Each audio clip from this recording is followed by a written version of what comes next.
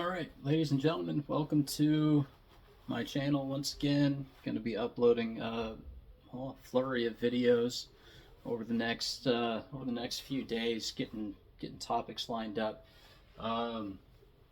Today in this video we're gonna talk about one particular scripture that pops up across three different accounts of the story of Christ. Although yes, I am aware of the details surrounding the legitimacy of whether these people actually witnessed Christ or not. Doesn't matter.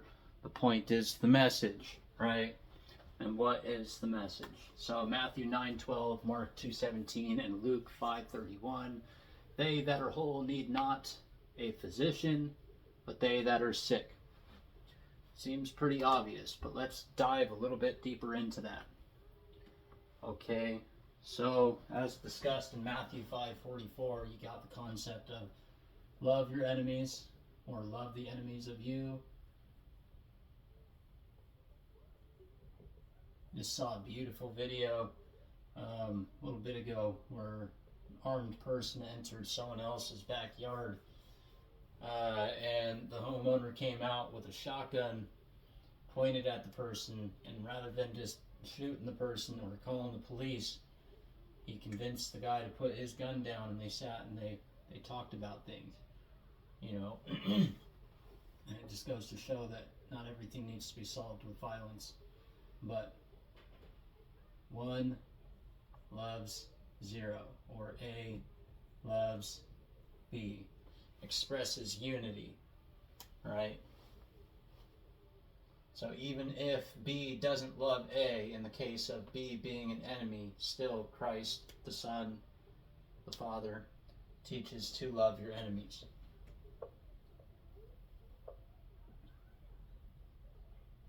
But, point being that, I don't know why I erased that, one loves zero in terms of logic is the same as A loves B. A loves B expresses unity, which is wholeness, oneness. Okay, so they that are whole need not a physician, but they that are sick. So those who live within that loving modality of thought, truth, love, freedom, those are the ones that do not need a physician. They don't need a physician because they're already whole. They already understand what needs to be understood, and they're not experiencing the sickness. Okay, whereas those who are sick, say the whole A versus B, living only within A versus B reflects the concept of duality, right? Opposing forces. And duality, as discussed before, you have the concept of duality being equivalent to sin, as an A apart from B, arrow apart from bullseye, the person apart from understanding the point. And what is the wages of sin? It is death, sickness, confusion, falsehood, right? So there's that whole concept. Now, again, in terms of symbolism, when you've got the zodiac, as discussed, all those different points kind of seem to miss the earth, right? So it ends up kind of looking like this positive versus negative sort of modality of thought, when really those are interdependent upon each other. I mean, how can one have an enemy without there being enemies? In order to have enemies, one, obviously has to have enemies. In order to love one's enemies, one needs to have enemies. In order to fight one's enemies, one needs to have enemies. So, the biggest concept here is that it isn't anything on the tree that is in, or that is thine enemy, but rather it is the concept that any of these things are actually separate from one another that is the enemy. So we're dealing with the concept of wholeness versus brokenness. But do with that what you will. I'm just discussing the topic here.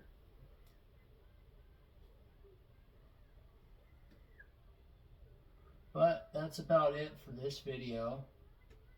Again, just understand that it is not they that are whole that need a physician, they that are sick. And so if somebody is sick, the doctor doesn't beat them over the head with a brick and ask them why they're not getting better. And same concept as those who are lacking in intelligence.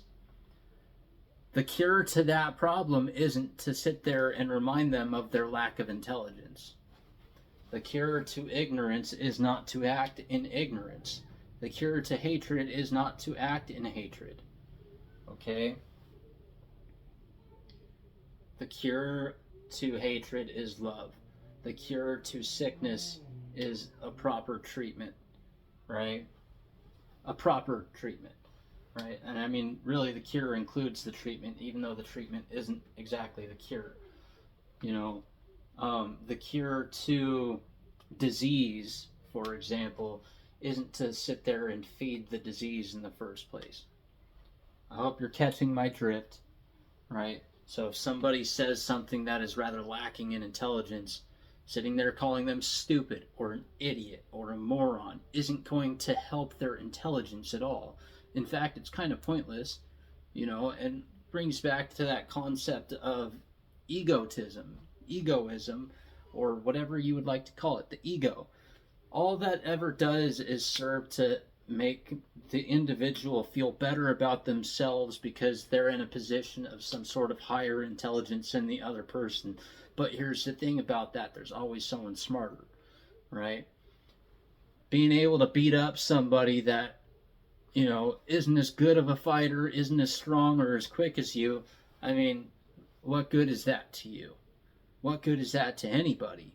It doesn't do them any good, it doesn't do you any good. In fact, what it might do is fill their heart with hatred, make them train to, you know, be a stronger fighter than you, then come back and seek vengeance, you know. And that whole wheel of vengeance only keeps the war curse going, rather than moving forward into the light, into the future, into truth, you know. So I shouldn't say what we're trying to do. What I'm trying to do and lead by example is move away from the retaliatory modality of thought that is based around vengeance, like I need to react to what you guys are saying with some sort of equal and opposite force, and instead move beyond that, right? Move beyond the need to act in violence, you know, or act in hatred in response to hatred. I mean, it's not really necessary. And that's how we move beyond the restraints of the physical universe and move towards something far grander. Anyways, hope you got something out of this. If you did, great. Like, comment, subscribe. You know the deal. Anyways, later.